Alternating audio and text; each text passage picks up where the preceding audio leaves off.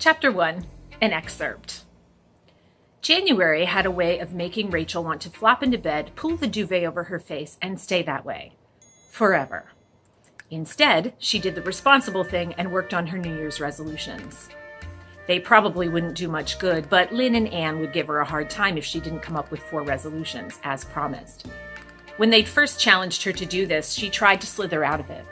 She claimed that New Year's resolutions were nothing more than corny coping mechanisms, but Anne shot back that perhaps a semi-spinster English teacher with a gimpy ankle and a special knack for disaster was in no position to look down her nose at such things.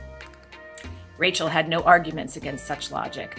Annoying as it was, she wasn't in a position to reject advice from people who actually had their lives together.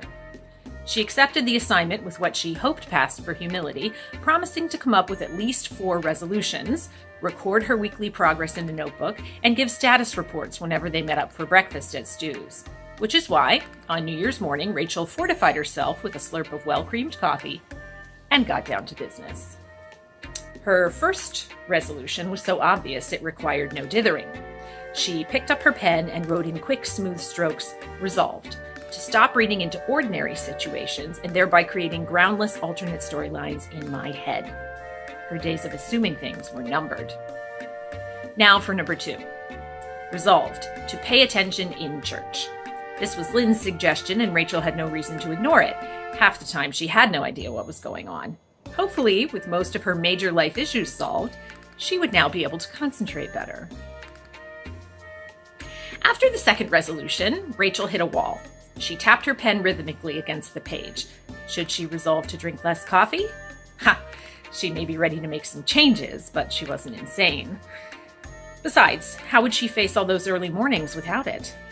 Then it hit her. She clicked the pen, bent forward, and wrote, "Resolved to master the flying teep kick." With her ribs mostly healed and her ankle fully rehabbed, anything was possible. Perhaps even the ridiculous kicks that Coach Donovan and Anne seemed intent on making her master during their early morning workouts. Considering how often you get yourself into ridiculous situations, Donovan had said, the least you could do is learn to defend yourself. He had a point. Now all that remained was to think of a 4th resolution, and she would be home free.